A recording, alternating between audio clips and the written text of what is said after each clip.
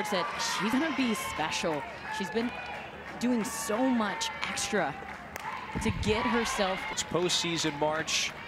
Right now we are underway. Savannah Nash fouls off the first couple of pitches here, so Lessentine out ahead of the junior, 0-2. Getting started. Okay, middle of the afternoon here at Bryan College Station. 92 degrees at first pitch. A cool 92. Feels like 103. It is a warm weekend in Bryan College Station, so look alive, everyone. That 0-2 pitch is up high. Hey, we got the windows open up here, so it's like we're right there down on the field as well. No, it's a warm one. You've got St. Francis coming from central Pennsylvania, Loretto. Temperature is in the low 70s this week and weekend. Check swing. Did Nash go? Yes, she did. Lessentine strikes out the first hitter, one away. So what are you expecting from the freshman in the circle? Freshman in the circle, she has a lot of versatility. There's things that she can go to, mainly her rise ball and her curveball. Her rise ball will top out at 68. Her curveball, you'll see that more in the mid-60s. But it's her changeup, her ability to mix up speeds, to disrupt the timing of hitters. That is where she has really started to elevate later half in this season. So this is Hannah Bendel, sophomore, has been over at shortstop all season, one of the many 300 hitters in this lineup.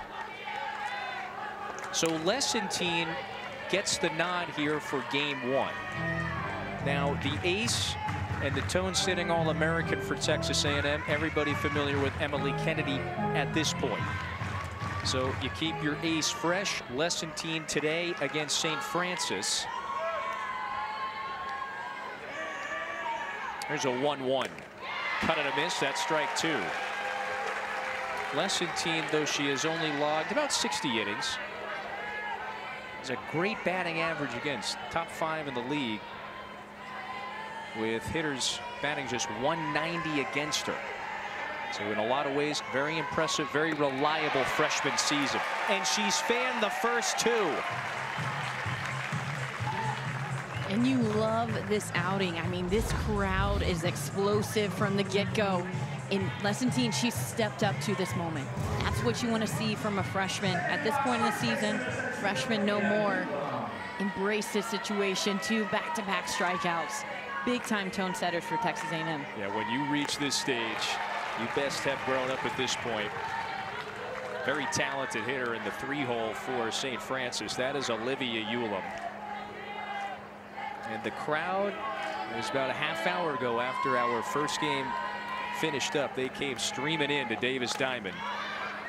One of the better parks, not just of the SEC, but around the country. And that is a 1-2-3. Fine start for Lessentine.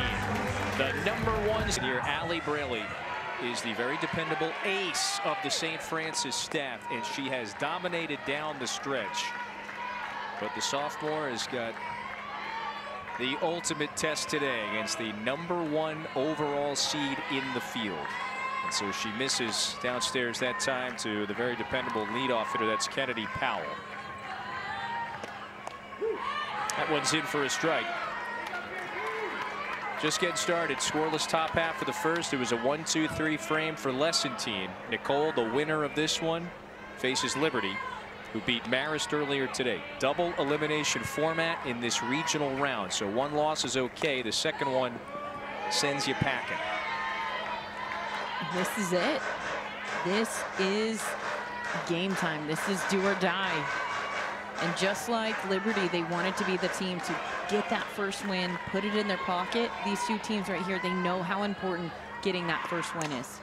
Powell, that 345 average, that's a career best. This one's got some carry to it. Sapala had trouble with it. Some gusting winds. That ball was up in the air for a long time, and Powell winds up at third.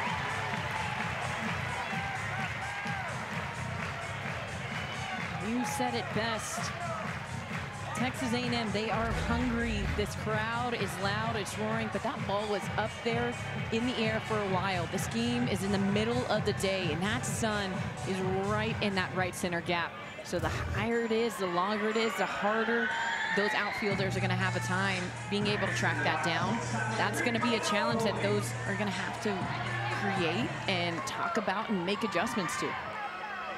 Here's Coco Woolley. You can see there that the wind is now gusting 15-20 miles per hour. Woolley has been one of the purest hitters in the SEC for years. A 3-time all-conference selection. 366 career hitter. And a batting average close to 400 this year. In one last ride, the senior from Texas bluffs on the bunt. That one's a little high and away, so she's got a favorable count here.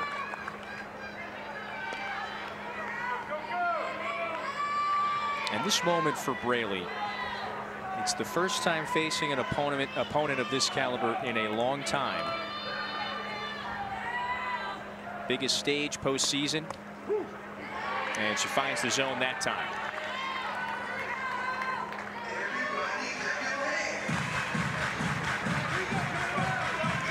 But she's been going at him, to her credit. A lot of pitches tight on the inside half to the plate. There's going to be a lot of lefties in this A&M lineup.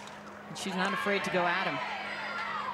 And Trisha Ford, she goes 5 lefties top of the order right out of the chute. And you got Eshte, who's the left-handed hitter in the 8-hole. So as you mentioned, 6 of them in the order. Hey, as a purist, and by that I mean a true lefty, I appreciate that. I Yes. love a good lefty-heavy lineup. Not begging for scraps over here at Texas A&M. They're like, bring them all. 2-2 is hit hard, bounces off of Smith. That brings in the game's first run. So Texas scores a run, and it only takes 2 batters to take a 1-0 lead.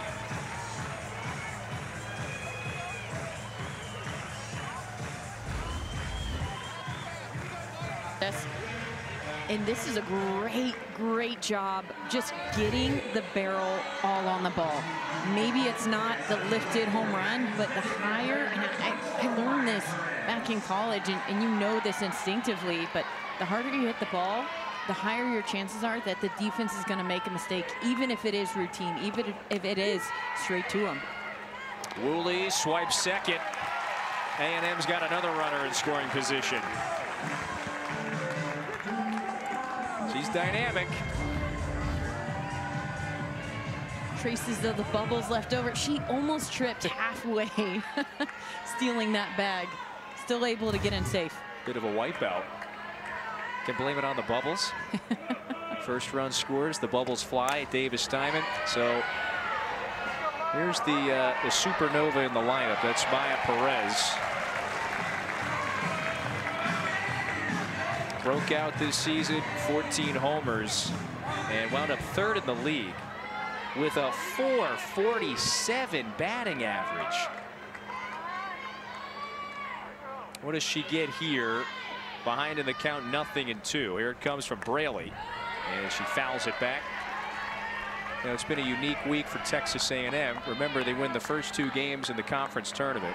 They finished a half a game behind Oklahoma in the regular season.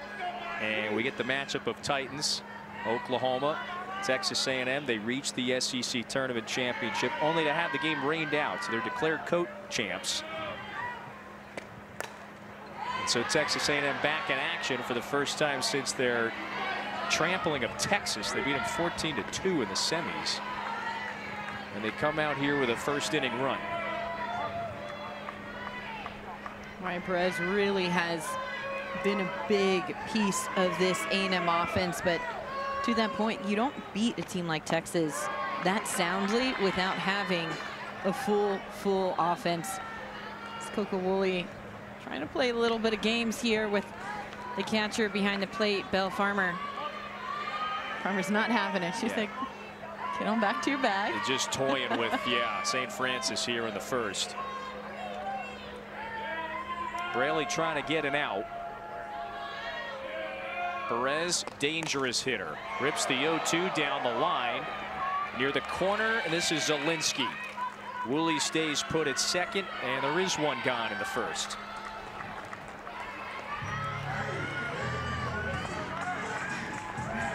A&M certainly flexed its muscles offensively in those 2 games. So they scored 14 runs, remember, against Texas. 12-4 run rule win against South Carolina, in the quarterfinal game beforehand. So they are coming in red hot. A fitting #1, Nicole. Like I said, they've been consistent all year long. They've earned it. This is Mac Barbara in the cleanup slot, 6th-year senior from Long Beach. What a catalyst she has been. Really game-changing acquisition in the portal last offseason. Known for her power, many years at San Diego State, and hits 10 of them this season. Mac hasn't been a stranger to the SEC at all. Started off at Ole Miss. She's been able to kind of full circle end her career back here at A&M, but just the growth and the consistency that we've seen from her. We know that she has power numbers, but we're starting to see them more and more consistently. It does help whenever you have Maya Perez before you and Amari Harper right after. 2-0 is low. Woolley's still taking these giant secondary leads off the base. Honestly, you may just say to your second baseman, hey, I'm tossing it to you. No, she's going. Try to get a play. If she's going to lead off that far and allow me to get a free out, we'll make the play. That's ball 4. So now a pair of base runners on for A&M, and Amari Harper hits next.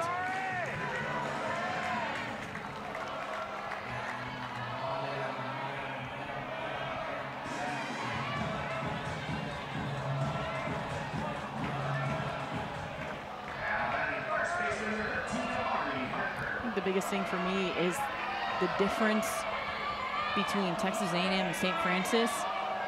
This crowd, they are loud and they are cheering for the Aggies.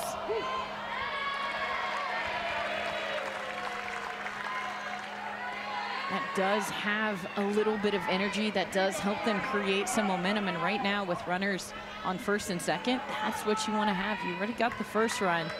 Really, A&M, they want to make a statement. They want to make a punch. They're going to want to score a few more. Swing and a drive. This is down the line. Bending in a foul ground. And Barbara at first. A&M already with the run in very quickly. That's off the outside edge.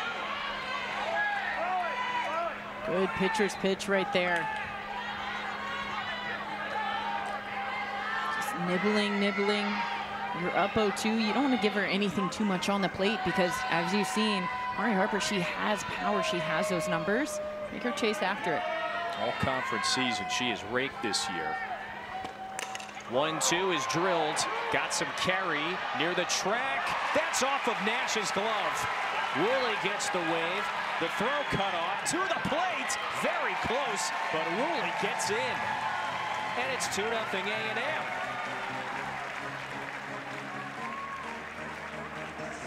Great relay. I don't think Woolley stopped after she touched home plate. She ran all the way into the dugout. But you can see she's tagging up, almost ready, almost waiting for that catch. But as soon as it went down, she just completely turned on a second speed, turned on her horse. That's what she's known for. That is her job. Texas A&M, they get up 2-0. So Barbara only gets to second base. The base runners had to freeze there, thinking Nash might have come down with it. So that is scored a hit for Harper, and it's 2-0 A&M. KK Dement,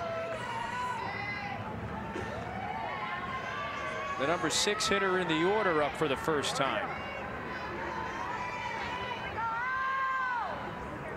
Braley trying to just settle down now. That one's a little below the knees. You mentioned it. Setting a tone, especially not only as a national seed, but as the top seed in this tournament. We just saw Tennessee, remember earlier, 17-0 win over Miami of Ohio in a run rule shortened game. A lot of games right now getting underway. It is officially postseason here. It is time.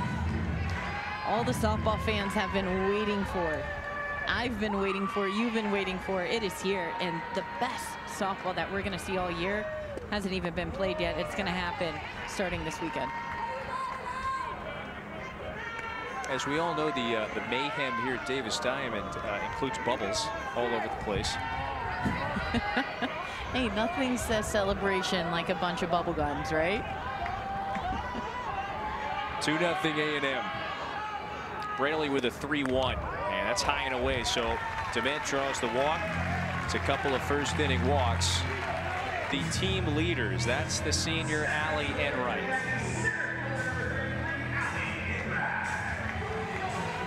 Started her career with Coach Ford. Coach Ford left. She waited it out, but she's going to end it same way. One last postseason run for a lot of these seniors. And what a fitting way to start it. #1 overall seed. Very fitting. They wind up #1 in the final RPI rankings, #1 in the national polls. They had the most wins against ranked teams this year. So they very much earned the first ever 1 seed in program history. When you think about where A&M was prior to Ford coming into the progress, I mean, leaps, bounds ahead of where they've been, and just a new standard, and you can see that all throughout. Enright bashes it back up the box. Couple of runs should score. Nash plays it in. It's a 2-run single for the senior.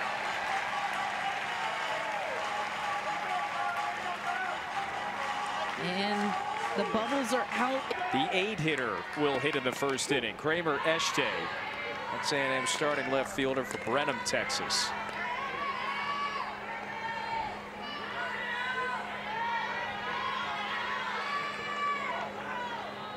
It's a 4-run first for the Aggies. 0-1, dives a little low, so it's a ball and a strike. Braley just trying to find a way to get the outs and get out of this inning. Just a sophomore from Kansas City. Very quickly in her career morphed into a pretty dominant pitcher. Was excellent in league play this year and was super, pitching all but 2 innings of their NEC tournament. 3 victories, couple of 7-inning complete games. Only gave up 1 earned run. I mean, she had some big shoes to fill after last year. 2 heavy hitters for St. Francis. They were 5th years. They had the experience. She was able to learn from them. Once they graduated, it was her time to step up and shine, and she's carried the team. 142 innings pitched coming into this weekend. And it is, that underscores a really important point. It's a younger St. Francis team compared to the 40-win season a year ago. 2-2 is just off the outer edge. 9 newcomers, your 2 stud pitchers graduate and move on. And there are a lot of freshmen and sophomore in their batting order. Despite all of that, they put it all together as the year played out, got hot, swept the tournament, and they're back in this NCAA tournament once again. They become regulars here. Just up against it here in the home first inning. They really do credit it to enjoying themselves, having fun, and it sounds so silly. Like, oh, we're having fun out on the field. But as somebody who's been there in that position, I get it. I understand. Texas A&M, yeah, they're having some fun this inning. That's another first inning walk. They've got the bases loaded once more. And Kelsey Mathis, the freshman who has been productive at the plate last couple of starts, will dig in with an opportunity here to really put a dent in this first inning. Talk about a dent. How advantageous for Texas A&M. Only 1 out. They're now batting their 9-hole. To start the game off and being able to have everybody in your lineup see a pitcher, that is what you want. That is when you go, okay, we're rocking, we're rolling. Now we know what to expect. Now we know we have a whole inning of adjustments that we've already made, and the whole lineup's been able to make it. It's a statement in this first inning. There's a 1-0. Mathis takes that one in. Good spot there. Just missed on that inside half, but you can see St. Francis, they are not afraid of going in on the hands either side to these big hitters for Texas A&M. They are attacking inside, and then as the game goes on, as the count goes on, they'll kind of fade away towards the outer half of the corner. Nicole, it's a 40-pitch first inning for Braley. And now it's 3 balls and no strikes.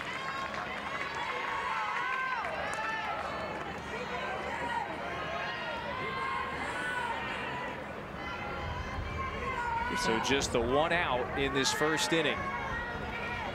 And Beth Kreisig, she needs her ace to get some outs here. That's in there for a strike.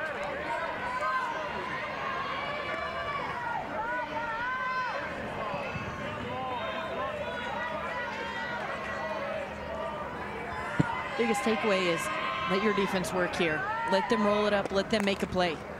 There's a slow roller. Third baseman here. Garraway goes to first. They get the out. One more run does come in.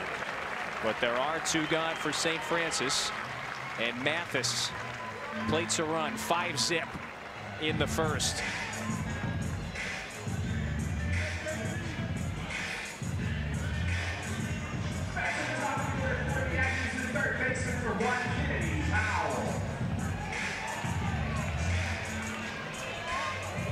And that's the thing right there. A&M 2 outs, but you have your leadoff back on. You saw how she started the game. Continuing that momentum, and if you're the #1 team, your mindset is, how can I go to the next level? How can I continue to push? It's not you versus whoever, whatever team you're playing. It's you versus yourself. How can I be better? How can we as a team be better? That's the attitude of everybody in that A&M clubhouse. Powell, one of them. Hard bouncer to second, so that does retire the side. But A&M sends 10 hitters to the plate, sets the tone.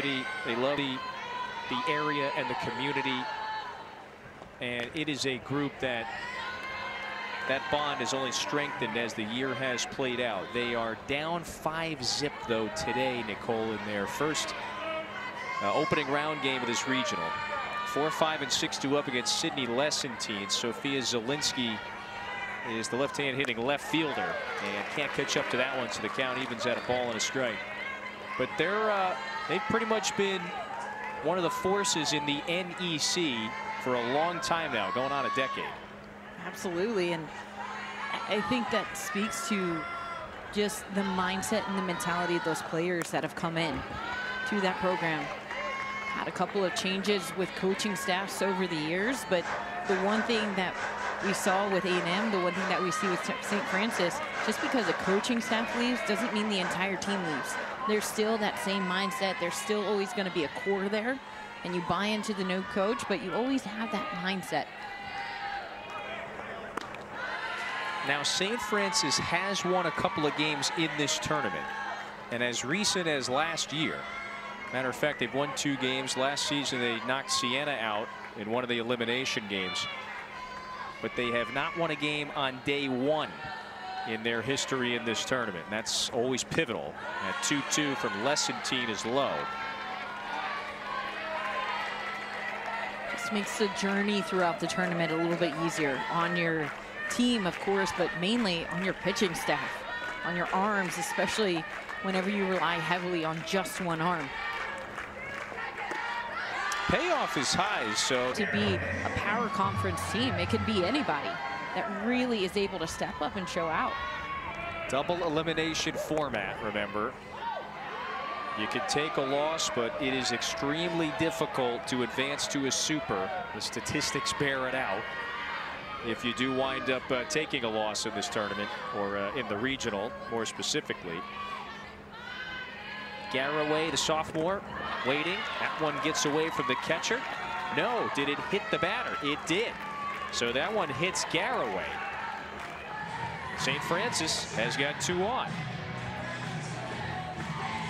After a pretty efficient and dominant first inning, you can just see those hips close up a little bit too soon for Lessentine. And that screw gets away from her. So Lessentine, we talked about it an inning ago. Pretty reliable rookie season. She was super in a lot of ways. She and several others have provided great pitching depth behind the All-American. That's Emily Kennedy.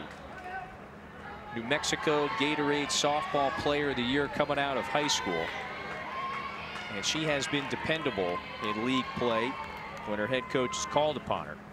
1-0 is cut at and missed. This is Addie Smith, one of several freshmen in the lineup. With Lessentine, she has faced the toughest and most complete teams in the nation all year. That's fouled back.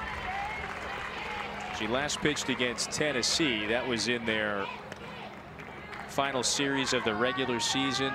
Weekend prior against Arkansas, pitched at Missouri, LSU, Georgia.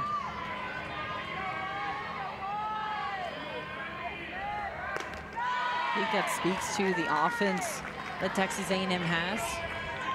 The confidence of Coach Ford, believing and trusting in this pitcher, knowing she's gonna figure it out, she's gonna progress. But also, my offense are gonna produce for her. You look at this score in the second inning, 5-0. Swing and a miss. That's the third punch out, and she gets the freshman to chase out of the zone. This one up in the zone after staying pretty decently low that entire at bat. Just anything to get the batter's eye, to change levels, to chase up in the zone. Oh. Tight spin there in a late break. Annabelle Farmer, that's the catcher, digs in. And that one's just a little tight. Lessentine's best outing was mid-April on the road against Missouri. 5 1/3 innings, one of the longest outings of her season. Only allowed 1 earned run.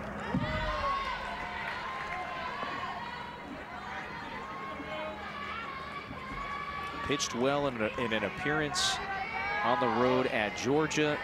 Several wins early in the season, back in February against some mid-major competition. And in the circle in the opening round game for A&M. That's lifted out to center, and right has enough room, 2 away. And so Lessentine trying to strand a couple of runners after she walked Zielinski and then hit Garraway. But I do love that swing from Farmer. Yes, it got caught. That was a great read out there in center field by Allie Enright, but that's the first time that we've seen St. Francis square up a ball, have a hard hit. I mean, that was hit soundly to the outfield. That tells me adjustments. That tells me that they're talking amongst each other in the dugout, waiting whenever it's my turn. I'm not going to do the same thing. I'm not expecting the same thing. It's a tight-knit group. We have gathered that after spending some time with the team yesterday. It's a roster of only 16 players, only 15 active, too.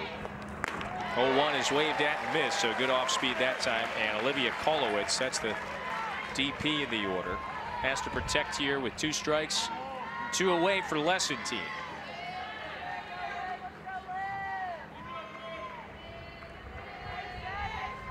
A freshman coming home on the inside corner. Strike 3 called. So it's a pair of strikeouts for 2-4-5 in the order. Woolley, Perez, Barbara. With Nicole Mendez, Kevin Fitzgerald with you. College Station, a place you know well, right down the road. Right down the road. We've got several folks from outside of Houston on the A&M roster. That's one thing that has been really cool to see Trisha Ford create. Are they going to get Woolley? Close play. She's safe. That was very close. Woolley with that speed. Beats it out, Nicole. Let's see. But what a play by Brendel. I mean, this bunt difference maker right there whenever you have speed like Woolley. Well, and that's the second baseman coming over to cover first. Maya Perez now back in the box. Flew out to deep left her last time up. So Woolley is now 2 for 2. That was so close. You're right. Really nice work from Garraway, but just a fraction late. Perez takes that one. Woolley takes off, and another stolen base. Should I put my hand? How should I move my body around? And she's able to have a good read on that one instead of going feet first. You know, and it has been an adventure, by the way, for Belle Farmer behind the plate, because this is the second time Woolley has been over at second with nobody else on. And she has taken huge secondary leads. Allie Braley in the circle. It's just off the outside edge. And ball 4. So that time they were very cautious about what they were throwing to Perez. St. Francis down 5-zip. And the first 2 have reached, just like in the opening inning. And Mac Barbara, the Long Beach, California native, is coming up.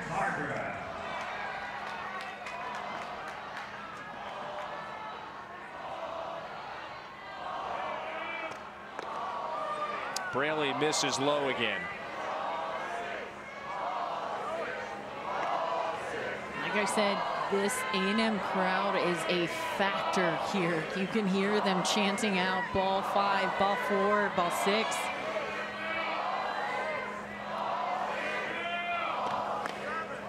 And there it is. That's 6 in a row out of the zone. In that moment, and this is it right here. I love that timeout call from a freshman, Farmer, calling time. She feels the energy. She feels the momentum, trying to sway towards that A&M dugout. And she goes, let's reset. You and me. She kind of sends her infield away. And she's like, this is all that matters. You and me in this next pitch. Let's make it a strike. Let your defense work. That is where they were able to get out of that really tough inning, last inning, is whenever they allowed their defense to work.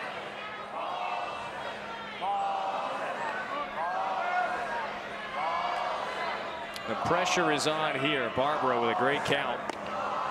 Just off the outside edge.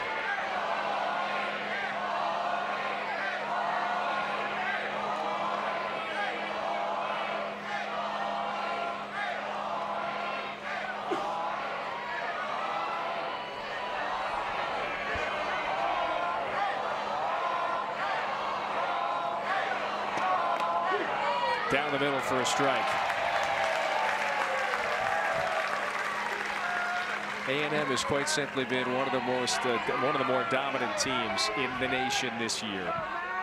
45-9. They won the 6 SEC series. More wins than any other team against ranked opponents. They've been great here at this park. Barbara flares it, shallow center. Bendel with a brilliant catch. What a play. Lay it out. Take a look. This one looks like it's going to fall into no man's land. Bendel knows the only way this one is being caught is if I leave my feet. You see in your top right-hand screen. Oh, yeah. SEC top 10. I would nominate that any day. That is an incredible catch. And that starts with her first jump, her first read of that one, and just knowing if I go all out, I'm going to be able to extend. Speaking of all out, Harper drills one deep to right. Goodbye. 3-run blast for Amari Harper. 7th of the year. It's 8-0 A&M.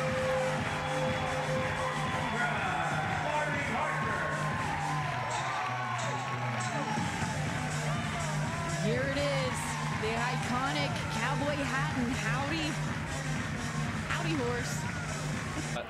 You're a Texan. The howdy hat, it fits, right? It fits. Kevin, could I get you to kind of say howdy with a little bit of a drawl? Yeehaw! That's it. That's the energy right there. Well, I did one previously, but it was not as, I wasn't as in character as right there, let's say. You guys can't see it, but I think a bolo tie just materialized on his shirt. It's over here. No, I'll get one for tomorrow. Speaking of, we're taking business casual, very Texan here. There you are. You're on screen. It's gone now, but you mean I have to replace one of these guys?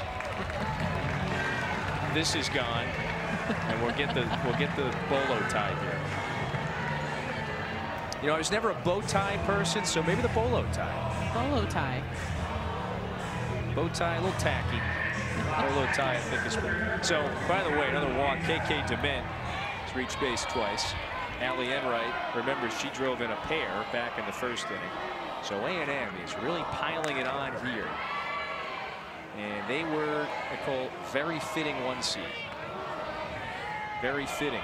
They finished #1 in the RPI to close out the year. #1 in the national polls. First time ever, program history.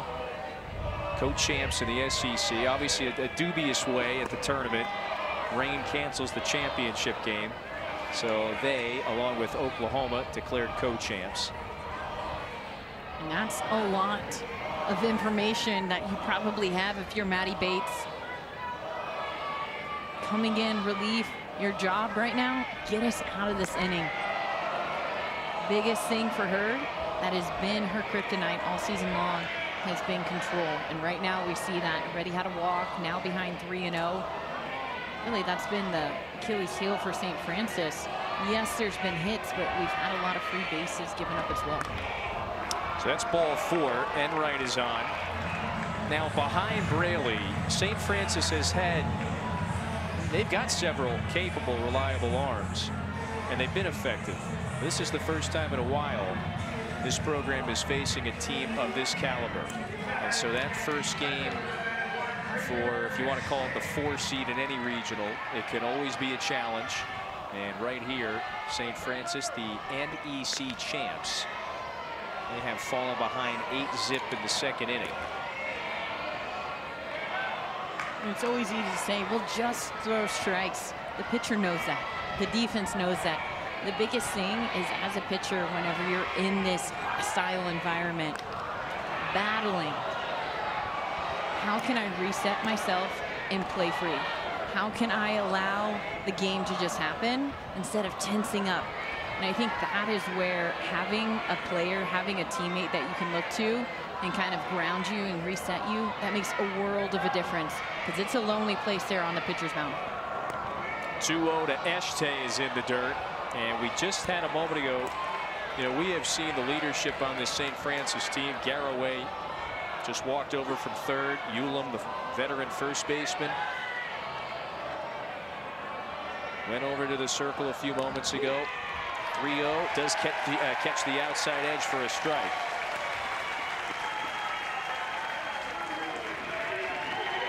Davis Diamond, not just a beautiful facility, it is a difficult place to play. It's difficult whenever you have a banana yelling at you. He's getting a lot of FaceTime, by the way. He is. He's got his potassium in. There he is again. Hey, hot day like today, you got to get the potassium, get the energy, electrolytes. Don't cramp if you eat bananas. See, there it is. 3-2 is high. So Bates has come in and has walked 3 consecutive hitters. No easy task. This is a very good Texas A&M team, but St. Francis has got to find a way to get the outs here. Now they've got an out, a force out at any base.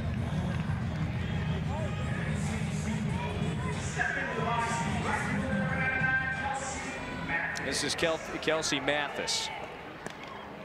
So her ground out to third in the first, it brought in a run. So if she reaches, by the way, it would only take 2 times through the order for every A&M hitter to reach safely. And they would have done it in just 2 innings. Mathis lifts it, shallow center. DeMint ready to tag. Nash makes the catch. It's just too shallow, so there's the second out. Everybody stays put. So St. Francis and Bates 1 out away here. That's got to feel really good if you're Bates. You get that first one, just took a deep breath, and now faces Kennedy Powell.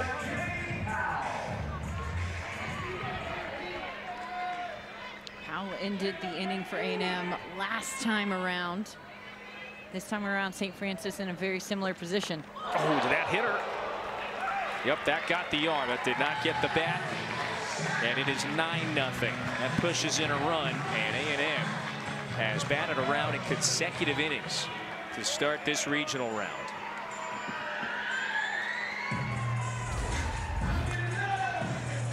Bates on this one. This is, just that release point, getting away from her. That's where she struggles, just past that back hip. She'll throw rise and curve. Occasionally she'll toss in that screw. That's what we just saw there. But right now, whenever you saw that ball put over the plate, the defense able to execute, able to help out her pitcher.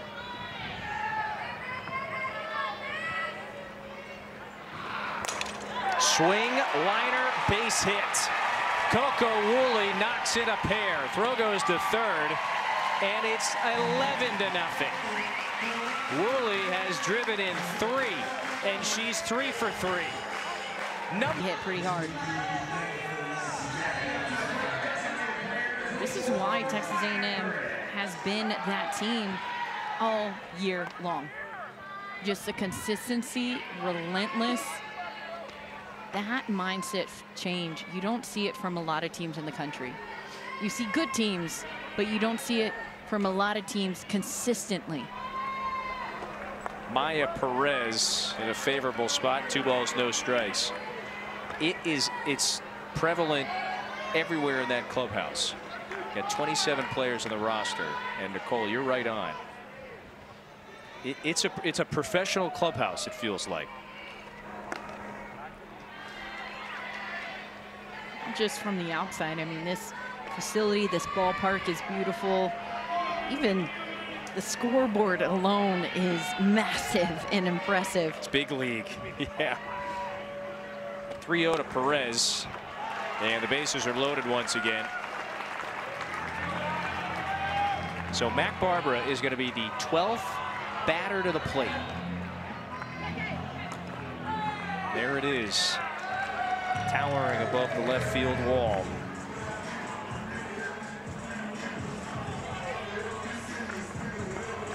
Trisha Ford may likely send a pinch runner over to first, and St. Francis is going to make another pitching change. Bates faced 7 hitters, only retired the 1. You look at it, a lot of pressure or no pressure at all. You get to experience postseason. You get to have this experience to take with you. And as a freshman, you're going, give me the innings. Give me a chance, coach. I've been waiting all year. Let's go. Let's ride. This is the glass half empty? No, half full. Nothing to lose. I confused it. Not necessarily from a positive to negative mindset, but somebody who's a competitor and they're saying, game on, let's go. I love these moments. Who cares? It's not about the score right now. It's about me and this pitch. One pitch at a time. That's what A&M has been doing. That's why they're up 11-0. And that's the only way to approach it here. And this large of a hole. Barbara, meanwhile, after 3 emphatic years at San Diego State, turned in an all-conference season in her first year with A&M. 4 pitches out of the zone here for Deal, and so that does push another run across the board. So bases remain loaded. And Amari Harper, who went yard earlier this inning, is back in the box.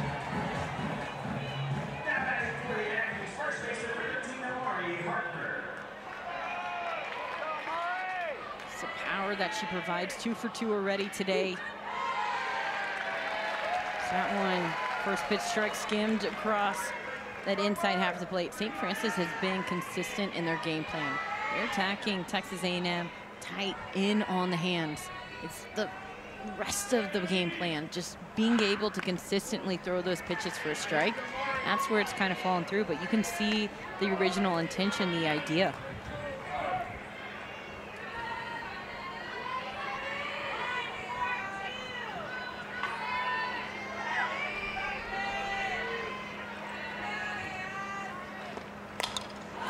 One is punched foul.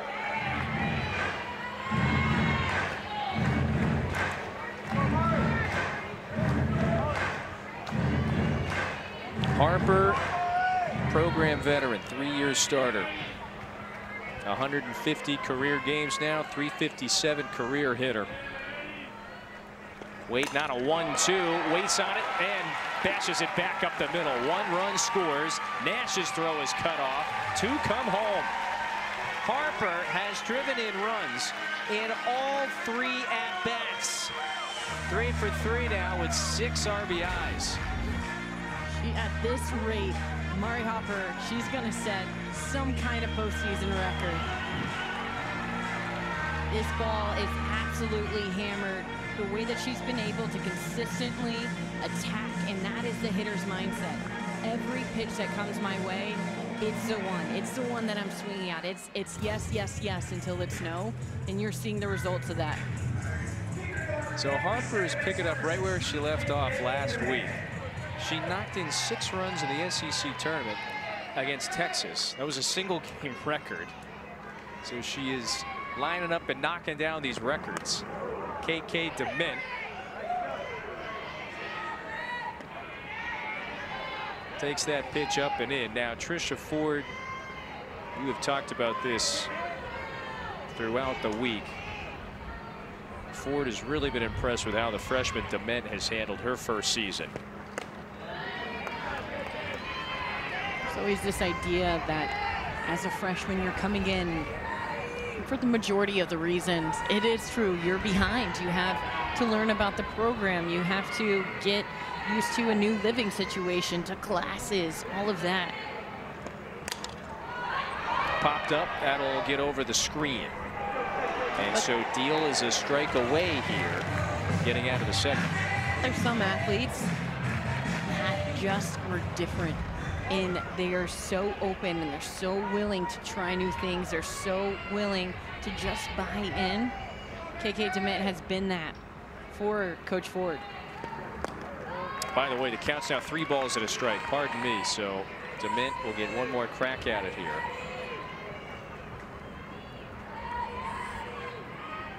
A 5-run first and now a 9-run second inning for Texas A&M. 3-1. Swing, that's up in the air into shallow right. Sipala off her mitt and it falls through. So 1 run does come home and the runners advance to second and third. So the error allows Barbara to score. That sun was a factor the very first play that we saw during this game.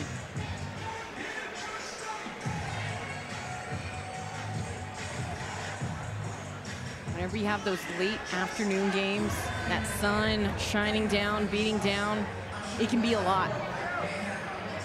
That's where that conversation with your center fielder, that's where knowing if it's lost in the sun, try shifting your body one way, try shifting it another.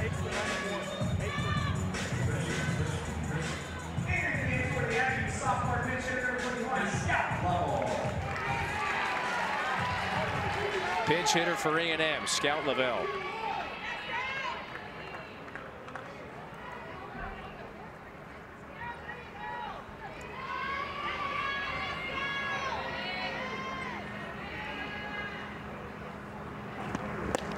Swing and a miss.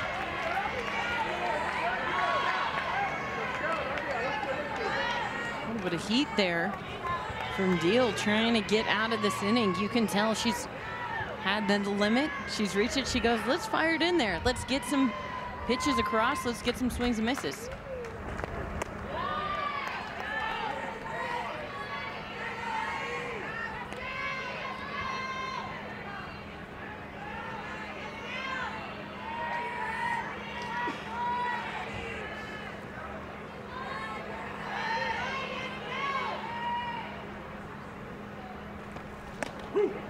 That's in for a strike. And so now Deal is a strike away once again from getting out of this.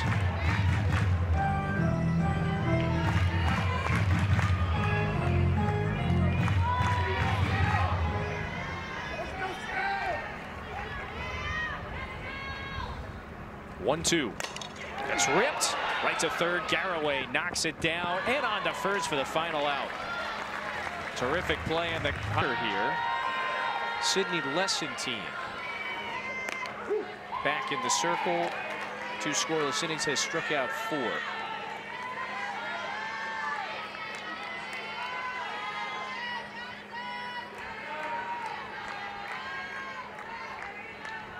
Zoe Nussbaum replaces Sapala.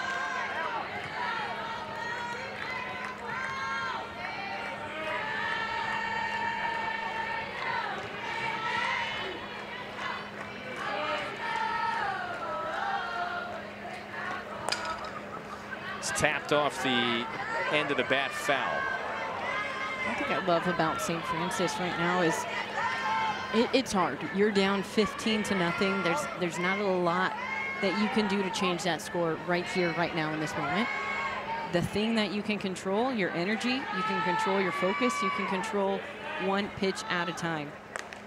And I keep saying it, I keep harping on it, and if you're at home and you're like, oh my gosh, that is what the top players in the country think about. That is how you manage a game, day in, day out. Texas A&M, they do it as well. Slow roller. This is Harper. Nussbaum is out.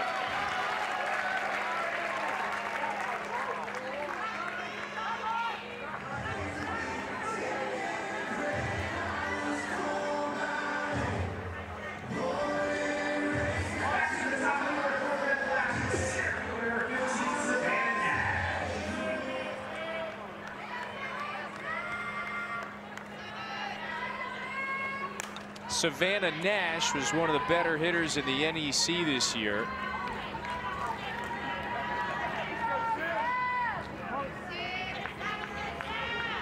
Had some incredibly clutch hits in their tournament championship last week. NEC tournament MVP. Walk-off winner in game 2, and it was a true walk-off. 2-run homer, bottom of the 7th, down a run. If they don't win that game, they don't go to the title game the following day. Talk about momentum shift, yeah. Propelling you to the championship, propelling you to a win. Off speed gets her, and there's 2 gone in the 3rd.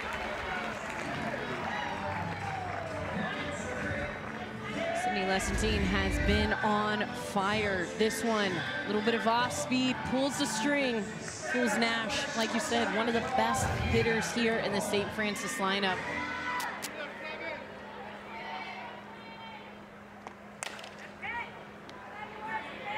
Hannah Bendel strikes the first one foul.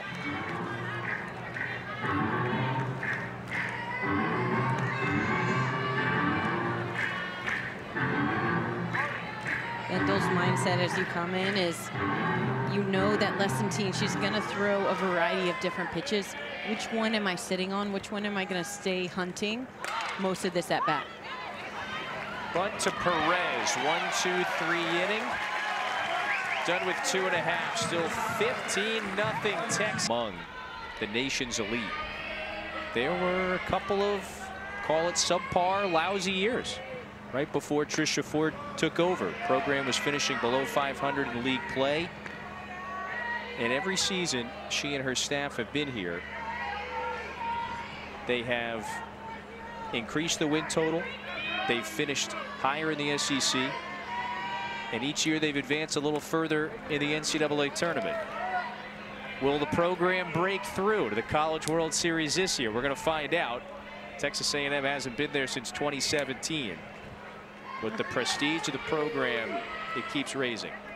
Yeah, it really has, and I think you hit the nail on the head. Intentional. That's the word. That's the mindset. Easier said than done, right? It's always those pieces of the game for any program, any team. That's the hard piece, to be intentional with your energy, to be intentional with your practice, with your recruits, with accountability. There's so many ways that you can go about it. But you're definitely seeing Texas A&M reap the rewards that they put in whenever they've been working, so now they can play the game. It's a lot of work. We talked with Allie Enright and Kennedy Powell yesterday, and even Tricia Ford herself acknowledges the fact that I'm a demanding coach, and there's certainly an edge that she demands her players to carry themselves with. But everybody seems aligned, Nicole, in that clubhouse. Everybody seems aligned for the common goal, and that is obviously the greatness, the glory that comes with winning it all. So this is Frankie Vrajel. Bouncer over to the right side. Nice play from Smith, but the throw is high. It's backed up by the catcher, and the throw is on the money. Runner is out. So Farmer backs up the play. Well done from the catcher, and they get the out at second base. I mean, talk about the little things. Talk about the work that you put in. Everybody knows as a catcher, yes, you're supposed to go and back that up. But Farmer immediately getting that, and talk about a picture-perfect throw right there. I mean, that is it. That's the angle. I think Trisha Ford of the A&M dugout, they might have just challenged the play. So that was a strike from Farmer. It was. If you get the lead off on, odds are, especially with a team like Texas A&M, they're going to come around to score.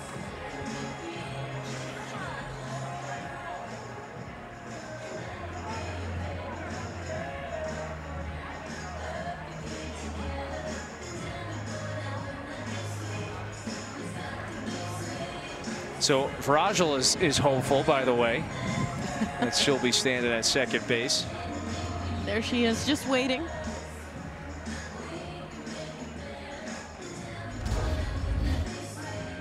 Here's our final look. You can see the foot not quite yet on the bag. Tag applied. The call at second base will be changed. The runner was declared out and was tagged out, but due to obstruction, they will be declared safe. So there is an obstruction. A&M's first challenge. That is added there at the end of the play. Now, just based on the replays that we have seen, Nicole, I would assume they're adding obstruction there. Bendel, the shortstop, was she blocking the leading edge of the base? And I think this is where it becomes a little subjective. Personally, I think she caught it and then reached across because Vendel was sliding towards the back half of the bag. But you do have to give a lane, you do have to give space for that hitter to be able to slide in and have some area of the base to be able to put her foot, her glove, wherever she is coming into the bag. There has to be some space created for her. Yeah, clearly that has to do with the fielder at second base. So Pittsburgh that time did not take a look at any views of first base. So the obstruction was clearly there at the second base bag. So you wipe away the out, and now Texas A&M does have the leadoff runner on. So it was a throwing error that allows Vrajel to get to second base. And there we go again. We had just talked about how big it was to be able to get that leadoff runner out for St. Francis. So tough turn of events, but Addison Deal is trying to dig deep. So she faces Kelsey Mathis, who's 0 for 2 today. Did knock in a run, though, back in the first inning when she bounced out. So we do have the update, by the way. After that pitch in the dirt, Vrajel moves to third base. 15 runs and counting, by the way. Most runs in a regional for Texas A&M in program history.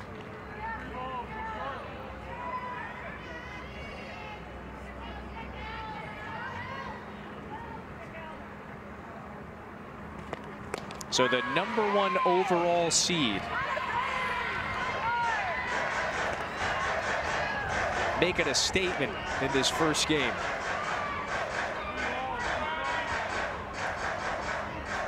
I mean, Texas A&M, they have set records for this program, which is historic. But they have set records time and time again this year. Mathis goes down on strikes. So that's the first strikeout for any St. Francis pitcher. First for Deal. 1 out, runner at third, back to the top. And so now we have some of the defensive adjustments that Trisha Ford made are going to come into play here at the plate. Larissa Perez gets her first opportunity at the plate today. That's what happens whenever you're able to go up on a team 15-0 in the second inning. You're able to get those players that haven't been able to be the everyday starters. You're giving them postseason experience. So if they ever do get called, guess who's ready? Guess who's experienced this before? It's nothing new to them now. And that is such a huge advantage that A&M is being able to give these players. Yep. It is a complete roster, as you mentioned before. It is also a deep one. A lot of depth. That one gets by the catcher. Pitcher covering just a little late. And Vrajel scores 16-zip.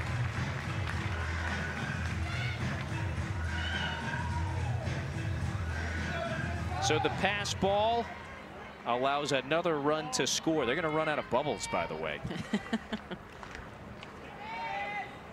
A&M running out of bubbles. I thought I'd see the day. Well, you go back to last year, by the way. Remember, Perez works the walk. Go back to last year. They were a national seed, reached the Super Regionals. They were the number 16 national seed last year. Won 6-2, 1-zip, and 8-0 a run rule victory over Texas State. So today, it's a loud start to this tournament run for the number 1 overall seed. I mean, just what a reminder of where they were 1 year ago. 16 seed to number 1. Talk about a total flip of the script. And it just harkens back to our point about how the prestige of this program keeps rising. Now, how close were they 1 year ago, by the way, to breaking through? They had Texas up against it. Beat them in the first game of that Super Regional. Lost in extras in game 2 before losing a 1-run, just a gut-wrenching 1-run game in the third game of that series. Dee Baldwin, who stepped in for Woolley, lines out to short there.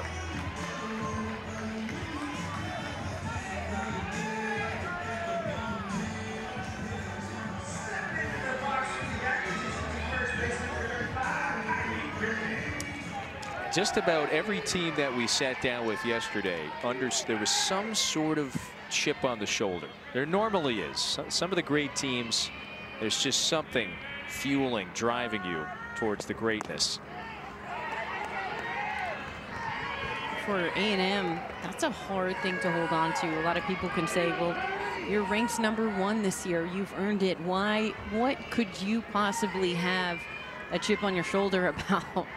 And it's that remembrance of last year, of where we were, how close we were. Griffin strikes that one foul. The players alluded to it.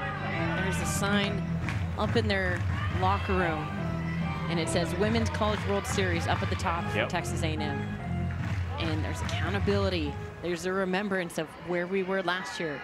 There's everything that you need to be able to get there. And that team, they go back to that sign and they go, this is why. The daily reminder, just the incessant reminder about what the ultimate goal is. I think so far this game, it's been pretty obvious. Texas A&M, their team on a mission. It's up 16-0 here in the bottom of the third. Popped up, and it's Farmer makes the catch. Inning is over.